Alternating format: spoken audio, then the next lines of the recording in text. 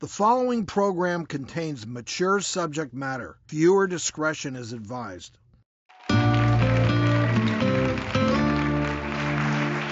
In 2018, the National Human Trafficking Hotline received over 5,000 reported cases of human trafficking, and more than 3,700 of them were related to sex trafficking.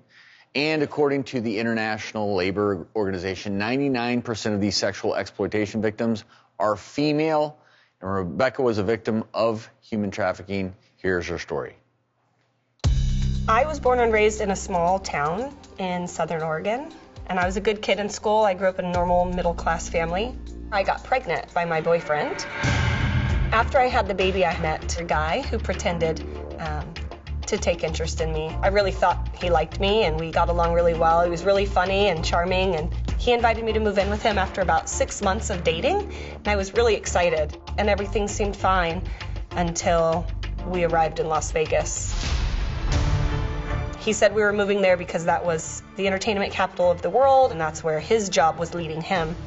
So I desperately wanted to go with him, to be with him, and to start this family that he promised me. He pulled up to an escort service, and he said, "This is how it works in Vegas. I've spent a lot of money to get you here. I put first and last on an apartment. I filled your fridge up with food, and you're gonna need to earn that money back." I can remember just running through the casino thinking, like, these people don't even have a clue what's going on. I think I was probably more frightened to go home than I was to be in the room. Because if you got robbed, it was your fault for being stupid. If you got raped, it was your fault for not watching your back.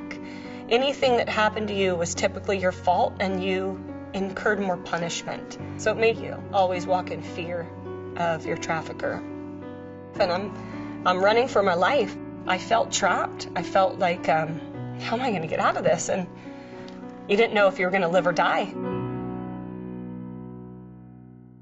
Please welcome Rebecca Bender to the show. And I'm sorry for everything that you've been through, and I'm also very thankful that you're here to talk about this and help raise awareness.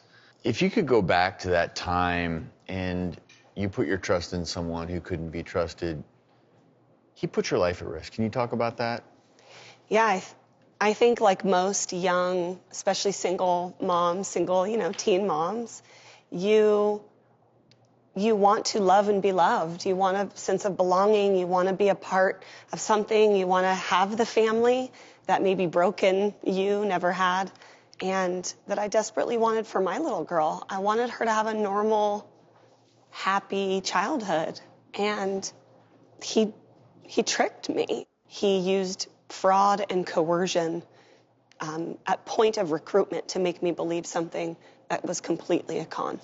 I understand that this is not atypical, that there is sort of almost like a syndicate that acts in this way to facilitate this type of trafficking, correct? Yeah, I think most people, when they think of human trafficking, they envision that one movie, they've seen that one time of some kidnapping scenario. And the reality is that most trafficked victims are lured by somebody that they know and trust, or tricked on the internet. So he had a plan in place the whole time, didn't he? He did have a plan. He already had another trafficked victim in Las Vegas. I ended up getting sold and traded between multiple traffickers over the time I was there. He was not the only trafficker I ended up